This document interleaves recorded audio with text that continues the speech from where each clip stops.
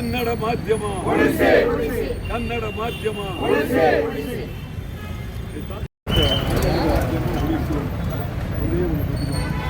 ಕನ್ನಡ ಮಾಧ್ಯಮ ಕನ್ನಡ ಮಾಧ್ಯಮ ಕನ್ನಡ ಕಣ್ಮಣಿ ವಾಟಾಳ್ ನಾಗರಾಜ್ ಅಣ್ಣನವರಿಗೆ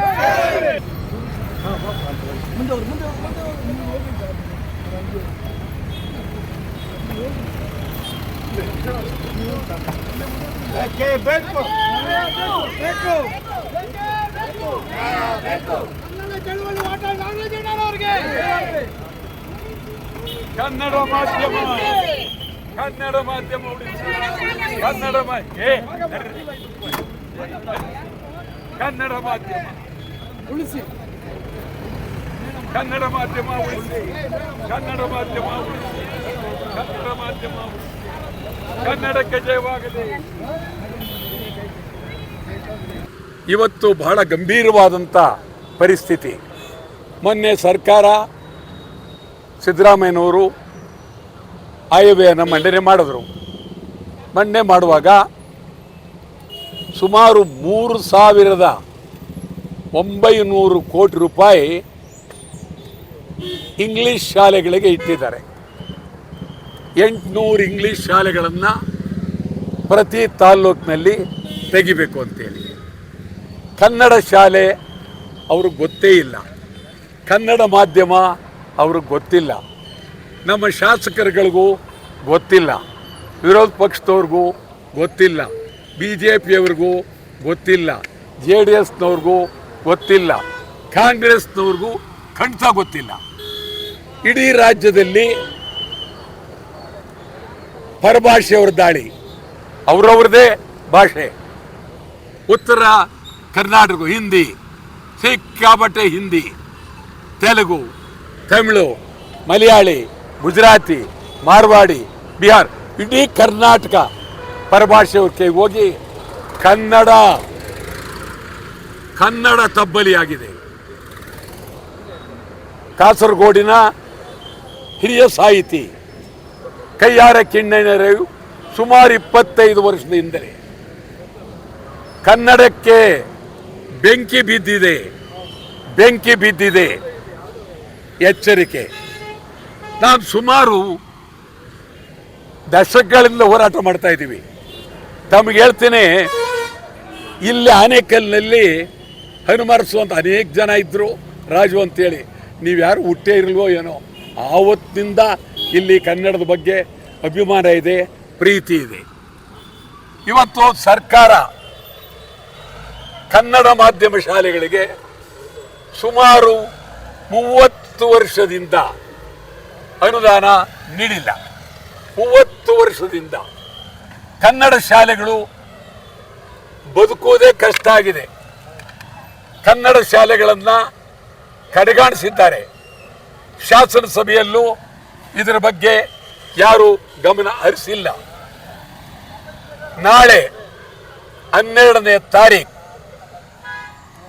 ಇಡೀ ರಾಜ್ಯಾದ್ಯಂತ ಬೆಳಗಾವಿಯಿಂದ ಚಾಮರಾಜನಗರ, ಮಂಗಳೂರಿನಿಂದ ಕೋಲಾರ ಎಲ್ಲ ಕನ್ನಡ ಮಾಧ್ಯಮ ಶಾಲೆಗಳು ಬಂದ್. ಎಲ್ಲ ಕನ್ನಡ ಮಾಧ್ಯಮ ಶಾಲೆಗಳು ನಾಳೆ ತಮ್ಮ ಬೇಡಿಕೆಗಾಗಿ ಒತ್ತಾಯಿಸಿ ಬಂದ್.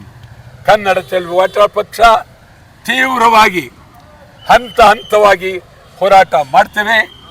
ಈಗ ಕನ್ನಡ ಮಾಧ್ಯಮ ಮುಂದೆ ಇನ್ನು 15 ದಿವಸ ಕಾಲಾವಕಾಶ ಕೊಡ್ತೀವಿ.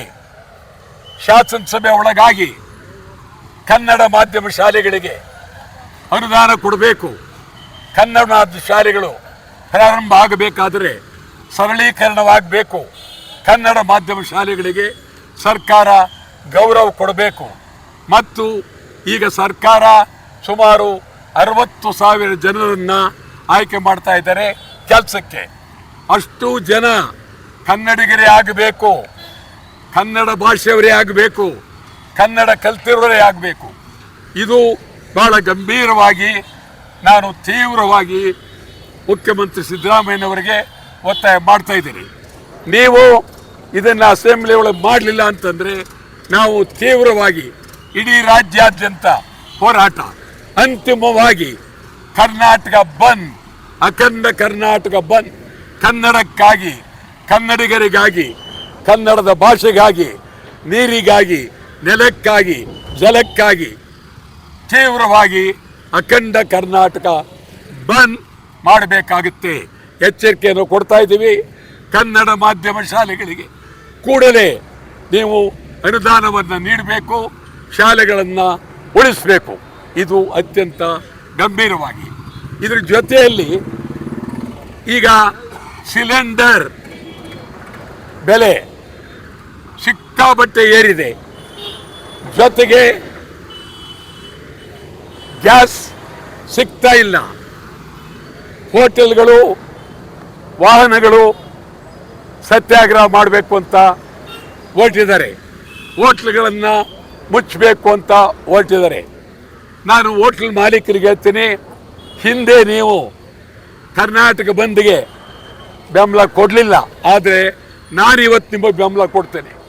ಹೋಟ್ಲ್ ಮಾಲೀಕರಿಗೆ ನಿಮ್ಮ ಚಳವಳಿಗೆ ಸಂಪೂರ್ಣ ಬೆಂಬಲ. ನಮ್ಮ ಪಕ್ಷ ಸಂಪೂರ್ಣ ಬೆಂಬಲ. ಇಡೀ ರಾಜ್ಯದ ಹೋಟೆಲ್ ಮಾಲೀಕರುಗಳಿಗೆ ಮತ್ತು ಈ ಒಂದು ಶಾಲಾ ಕಾಲೇಜುಗಳಿಗೆ, ಇದಲ್ಲದೆ ಇದು ಬಾಡಿಗೆ ಮನೆಯಲ್ಲಿರ್ತಕ್ಕಂಥ ಅಡುಗೆ ಮಾಡ್ಕೊಳ್ಳೋರಿಗೆ, ಊಟ ಮಾಡೋರಿಗೆ, ನೀವೇನೇನು ಚಳವಳಿ ಮಾಡ್ತೀರಿ ನಿಮಗೆ ಸಂಪೂರ್ಣವಾಗಿ ಬೆಂಬಲ ಕೊಡ್ತೀವಿ. ನಾವು ಈಗ ಒಕ್ಕೂಟದವರೆಲ್ಲರೂ ಸೇರ್ತೀವಿ. ಈ ವಾರದಲ್ಲಿ ಇಡೀ ರಾಜ್ಯಾದ್ಯಂತ ಗ್ಯಾಸ್ ಬೆಲೆ ಏರದಂತೆ ಯಾವುದೇ ಕಾರಣಕ್ಕೂ ಏರಿಸಬೇಡಿ ಅಂತೇಳಿ ತೀವ್ರವಾಗಿ ಹೋರಾಟ ಮಾಡಿ, ಬಹಳ ಸುಲಭವಾಗಿ ಮೊದಲು ಯಾವ ರೀತಿ ಸಿಗ್ತಿತ್ತು ಆ ರೀತಿ ಗ್ಯಾಸ್ ಸಿಗಬೇಕು ಅಂತೇಳಿ ತೀವ್ರವಾಗಿ ಹೋರಾಟ ಮಾಡ್ತೀವಿ. ಜೊತೆಗೆ ಯುದ್ಧ ನಿಲ್ಲಬೇಕು ಅಂತೇಳಿ ಒತ್ತಾಯ ಮಾಡಿ ಭಾರಿ ಜೋರಾದ ಹೋರಾಟವನ್ನು ಇಡೀ ರಾಜ್ಯಾದ್ಯಂತ ಮಾಡ್ತೇವೆ. ಏನಿದೆಯಾ ಇನ್ನೇನ ಸರ್, ದಾಖಲಾತಿ ಕಡಿಮೆ ಇರುವಂತ ಶಾಲೆಗಳನ್ನ ಮುಗಿಸ್ತೀರಿ ಅಂತ ಸರ್ಕಾರ ಹೌದೌದು. ದಾಖಲಾತಿ ಕಡಿಮೆ ಇರತಕ್ಕಂಥ ಶಾಲೆಗಳನ್ನು ಮುಚ್ತೀವಿ ಅಂತ ಹೇಳಿದರೆ ಯಾವ ಕಾರಣಕ್ಕೂ ಮುಚ್ಚக்கூಡದು. ಯಾಕೆ ದಾಖಲಾತಿ ಕಡಿಮೆ ಆಯಿತು?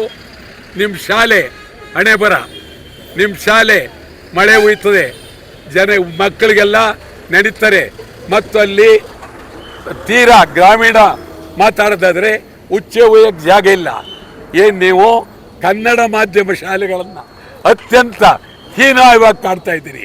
ನೀವು ತೀವ್ರವಾಗಿ ಹಳ್ಳಿಗಳಲ್ಲಿ, ಹೋಬಳಿಗಳಲ್ಲಿ, ರಾಜ್ಯದಲ್ಲಿ ಕನ್ನಡ ಮಾಧ್ಯಮ ಶಾಲೆಗಳಿಗೆ ಸಂಪೂರ್ಣ ಅನುಕೂಲ ಮಾಡಲೇಬೇಕು.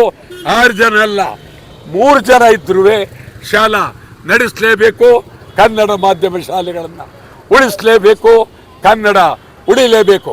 ಕರ್ನಾಟಕದಲ್ಲಿ ಪರಭಾಷೆಯವರ ದಬ್ಬಾಳಿಕೆ ನಿಲ್ಲಲೇಬೇಕು.